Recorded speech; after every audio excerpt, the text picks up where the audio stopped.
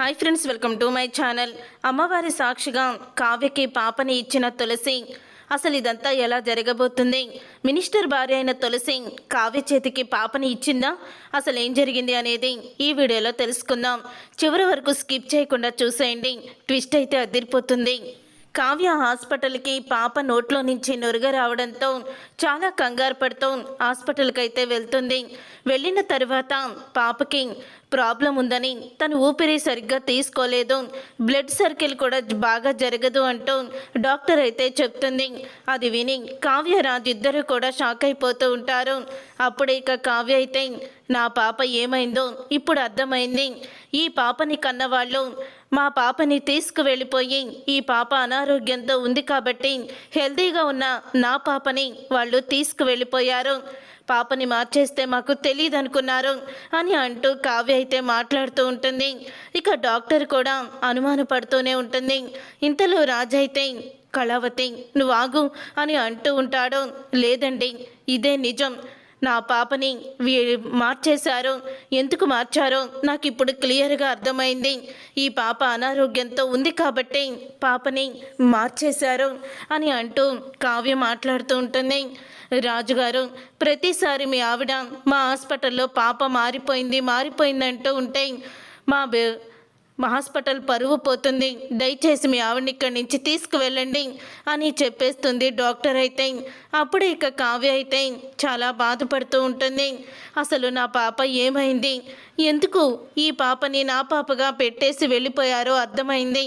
తనకి అనారోగ్యం ఉందని, ఆరోగ్యంగా ఉన్న నా పాపని తీసుకువెళ్ళిపోయారు అని అంటూ ఇంట్లో వాళ్ళందరి మధ్య కూడా ఇక ఏడుస్తూ ఉంటుంది.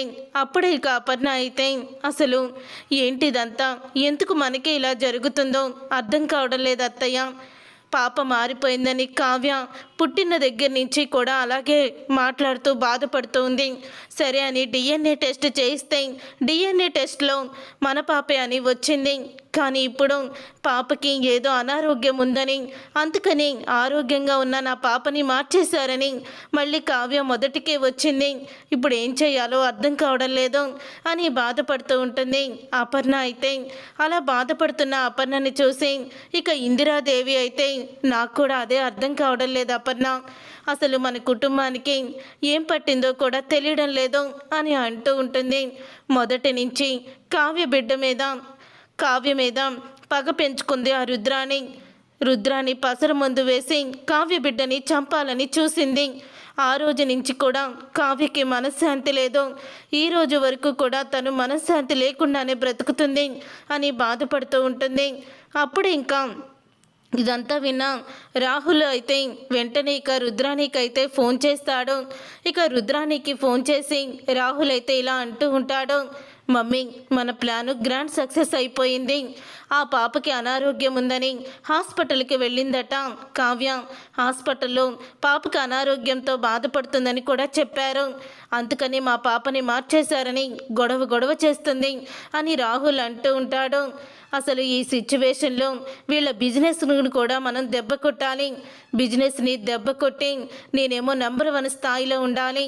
అలాగే ఈ కావ్యకి పిచ్చి పట్టిందని నమ్మించి కావ్యని రాజుకి దూరం చేసి రేఖని దగ్గర చెయ్యాలి అని అంటూ ఉంటాడు రాహుల్. అప్పుడు ఇక రుద్రాని అంటూ ఉంటుంది, రాజు ఒంటరిగా తన భార్య గురించి బాధపడేటప్పుడు రేఖను వెళ్ళి ఓదార్చమని చెప్పు. మగాడికి ఆ ఓదార్పు ఇచ్చే వ్యక్తులంటే చాలా ఇష్టం, వెళ్ళి అలా చెయ్యి అని అంటూ ఉంటుంది రాహుల్తో రుద్రాని అయితే. అప్పుడు ఇక రాహుల్ అయితే ఇక రేఖ దగ్గరికి వెళ్ళి రుద్రాని చెప్పినట్టు చెప్తాడు. అప్పుడే రేఖ అయితే రాజు ఎక్కడ ఉన్నాడని చూస్తూ ఉంటే ఇక స్విమ్మింగ్ పూల్ పక్కన కూర్చొని బాధపడుతూ ఉంటాడు రాజు అయితే.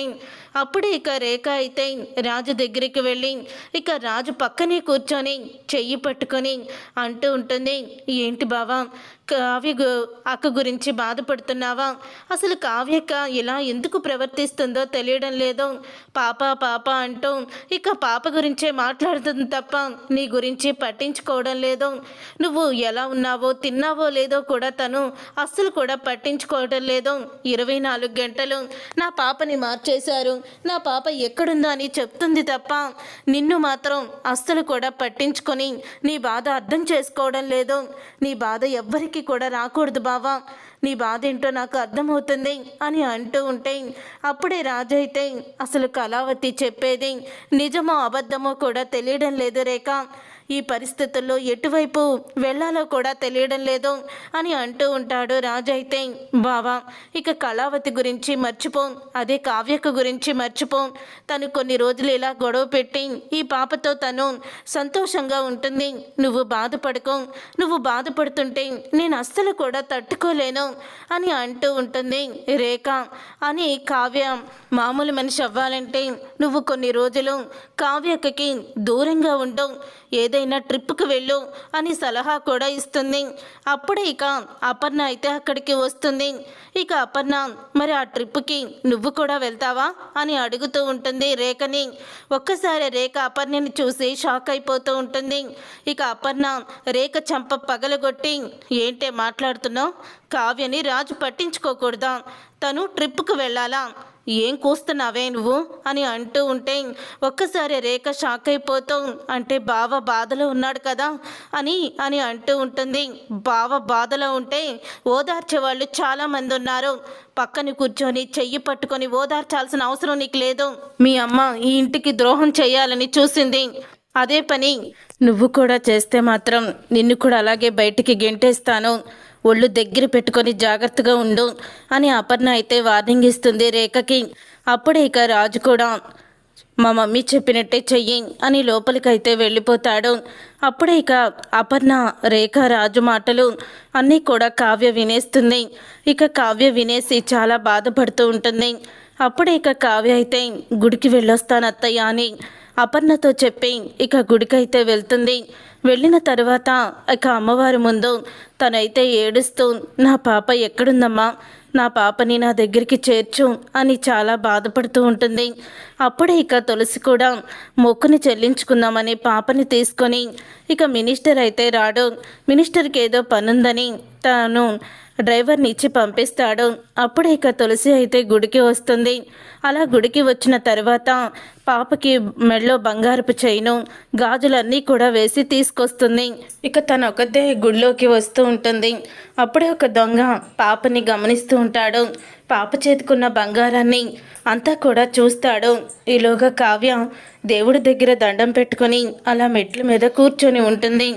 ఇంతలో ఇక ఆ దొంగ అయితే పాపని తులసి అయితే అలా పక్కన పెట్టి తను ఇక అమ్మవారికి దండం పెట్టుకుంటూ ఉండగా ఇక వెంటనే పాపని తీసుకొని అతను పరిగెత్తుతాడు.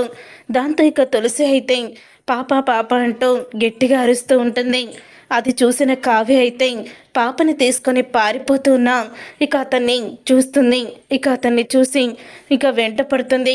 ఇక వెంట పడేసరికి అప్పుడే ఇంకా ఆ పాప మినిస్టర్ గారి పాప అంటూ ఎవరో మాట్లాడుకోవడం ఆ దొంగ అయితే వింటాడు. ఇక వెంటనే మినిస్టర్ పాప అనేసరికి ఇక ఒక్కసారి భయపడిపోయి పాపని అక్కడే వదిలేసి వెళ్ళిపోతాడు.